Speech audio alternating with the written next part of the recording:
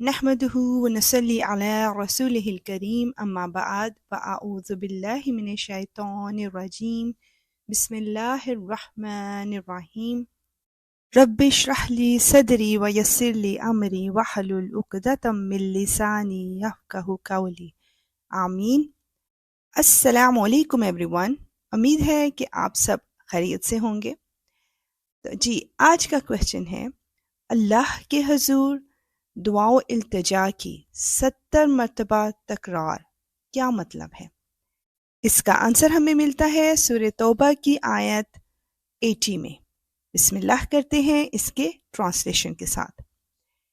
اے نبی، تم ان کے لیے استغفار کرو یا نہ کرو، اگر تم ان کے لیے 70 مرتبہ استغفار کرو گے تب بھی اللہ انہیں معاف نہیں کرے گا، یہ اس لیے کہ انہوں نے اللہ اور اس کے رسول کے ساتھ کفر کا رویہ اپنایا ہے، اور اللہ نافرمان لوگوں کو ہدایت تک نہیں پہنچاتا۔ اللہ اکبر۔ حضرت عبداللہ بن عمر رضی اللہ عنہ بیان کرتے ہیں کہ جب عبداللہ بن ابی فوت ہو گیا تو اس کا بیٹا عبداللہ بن عبداللہ رسول اللہ صلی اللہ علیہ وآلہ وسلم کے پاس آیا۔ آپ صلی اللہ علیہ وآلہ وسلم نے اس کو اپنی قمیض دی اور فرمایا اس میں اس کو کفن دینا۔ پھر آپ صلی اللہ علیہ وآلہ وسلم نے اس پر نماز جنازہ پڑھنے کے لیے کھڑے ہوئے تو حضرت عمر بن خطاب نے آپ صلی اللہ علیہ وآلہ وسلم کے دامن کو پکڑا اور عرض کیا، آپ صلی اللہ علیہ وآلہ وسلم اس کی نماز جنازہ پڑھا رہے ہیں، حالانکہ یہ منافق ہے، اور اللہ تعالیٰ نے آپ صلی اللہ علیہ وآلہ وسلم کو ان کے لیے استغفار کے لیے منع فرمایا ہے۔ آپ صلی اللہ علیہ وآلہ وسلم نے فرمایا، اللہ تعالیٰ نے مجھے اختیار دیا ہے، آپ صلی اللہ علیہ وآلہ وسلم ان کے لیے مغفرت طلب کریں یا نہ کریں۔ اگر آپ صلی اللہ علیہ وآلہ وسلم ان کے لیے 70 مرتبہ بھی مغفرت طلب کریں تو اللہ ان کو ہرگز نہیں بخشے گا۔ آپ صلی اللہ علیہ وآلہ وسلم نے فرمایا، میں ان قریب 70 مرتبہ سے زیادہ استغفار کروں گا۔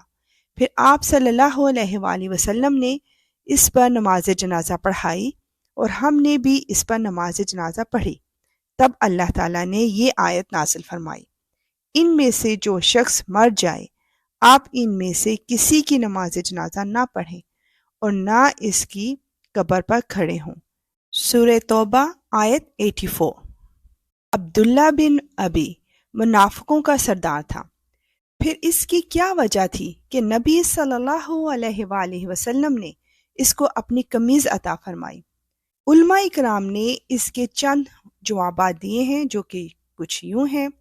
نمبر 1، عبداللہ بن ابی نے عمرہ حدیبیہ کے موقع پر مشرکین کی پیشکش کے باوجود رسول اللہ صلی اللہ علیہ وآلہ وسلم کے بغیر عمرہ کرنے سے انکار کر دیا تھا۔ اس کی جزا میں آپ صلی اللہ علیہ وآلہ وسلم نے قمیض عطا فرمائی۔ نمبر 2، نبی صلی اللہ علیہ وآلہ وسلم نے عبداللہ بن ابی کی دلجوئی کی خاطر قمیض عطا فرمائی، یعنی بیٹے کی دلجوئی کی خاطر قمیض عطا فرمائی کیونکہ وہ خالص مومن اور صحابی تھا۔ نمبر 3، کفن کے لیے قمیض کا نہ دینا آپ صلی اللہ علیہ وآلہ وسلم کے اخلاق کے خلاف تھا، اس لیے آپ صلی اللہ علیہ وآلہ وسلم نے قمیض عطا فرمائی۔ نمبر 4، نبی پاک صلی اللہ علیہ وآلہ وسلم سے جب کسی چیز کا سوال کیا جائے اور وہ چیز آپ صلی اللہ علیہ وآلہ وسلم کے پاس ہو تو آپ صلی اللہ علیہ وآلہ وسلم منع نہیں فرماتے تھے۔ نمبر 5، قرآن مجید میں ہے اور سائل کو نہ جھڑکیں، آپ صلی اللہ علیہ وآلہ وسلم نے اس آیت پر عمل کیا۔